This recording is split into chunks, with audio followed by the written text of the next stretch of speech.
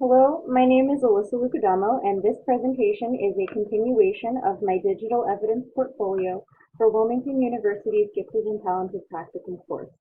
This presentation focuses on the National Association for Gifted Children, CEC Teacher Knowledge and Skill Standard 2 Learning Environment. Standard 2 requires that beginning gifted education professionals create safe, inclusive, and culturally responsive learning environments so that individuals with gifts and talents become effective learners and develop social and emotional well-being. Within the standard, there are 4 substandards which I will be addressing specifically. The text of Standard 2.1 and 2.2 is included here because I have chosen to focus on these standards first. I would like to show some examples of how these 2 standards are demonstrated in my classroom. Adolescents are social by nature. The idea of asking them to sit still and not talk to anyone for 45 minutes is laughable. As most middle school teachers will tell you, the key is harnessing that impulse to speak and share in an intellectually productive way.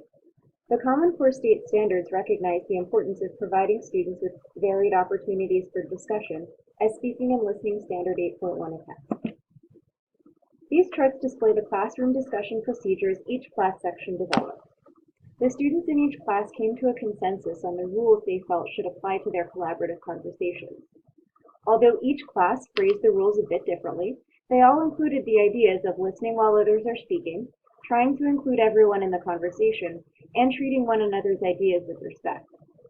These student-created discussion procedures demonstrate my progress toward mastering Standard 2.1 because the rules help to create a safe and inclusive learning environment. If a student breaks one of the rules, I remind them of the expectations established by the class, and the student generally apologizes so the discussion can move forward. Giving students a voice in the process of developing the rules also makes students feel included. This next photo represents the arrangement of my classroom on a day-to-day basis. Students sit in table groups of 3 to 5 depending on the class size.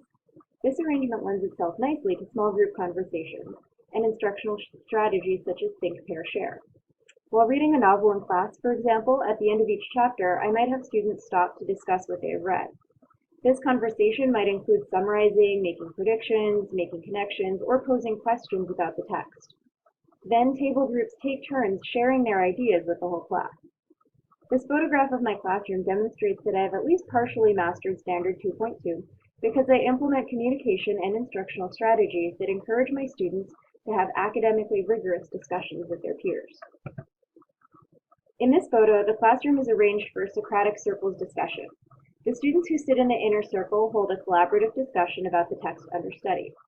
They're encouraged to share their interpretations of the text, ask questions about passages they don't understand, and make connections between the text and other texts we've read. The students who sit in the outer circle are assigned a specific partner to observe. They report on a tally sheet every time their partner contributes to the conversation and provide the partner with feedback.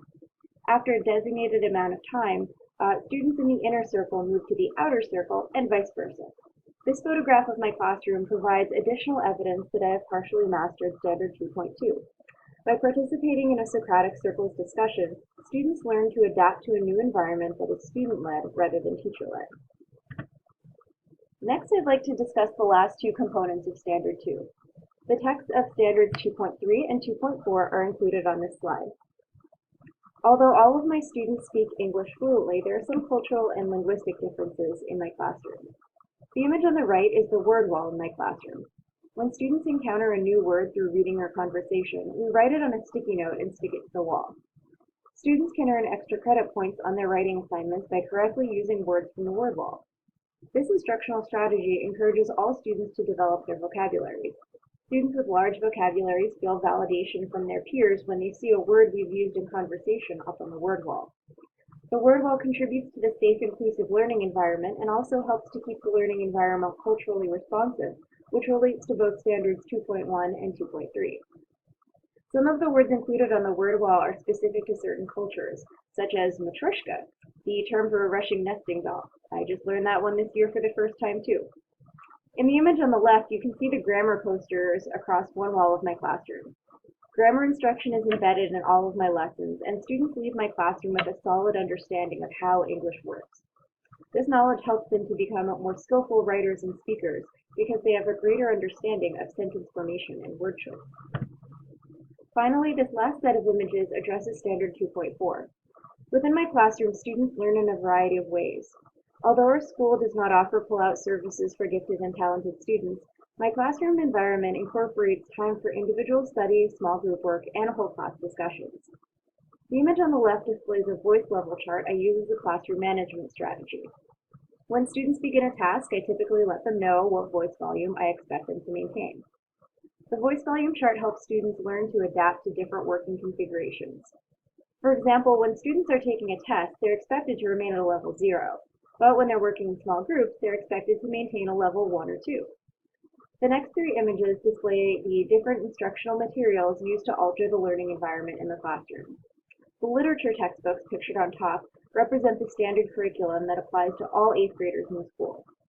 The bookshelf to the right contains novels that I can use to enrich and extend the curriculum for my gifted and talented learners. Laptops pictured at the bottom of the slide connect students with the world beyond the school and can turn the classroom into a miniature computer lab where students conduct online research and create multimedia presentations.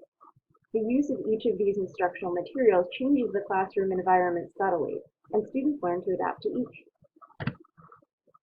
All of the artifacts pictured here display my growing understanding that conversation and collaboration among my students needs to be fostered, not squelched. I've learned a lot about myself as an educator through adapting the learning environment of my classroom. Control is very important to me, and part of the reason I once resisted promoting discussion and collaboration in my classroom is because both require me to relinquish some control over the learning environment. I cannot predict with 100% accuracy what a student will say in a class discussion, or how a table group of 4 students will interact with one another. However, the learning environment I have created surprises me time and again in the way it affects my students. By creating a learning environment that encourages a wide variety of types of discussions and conversations, I've seen my students change in their attitudes toward one another.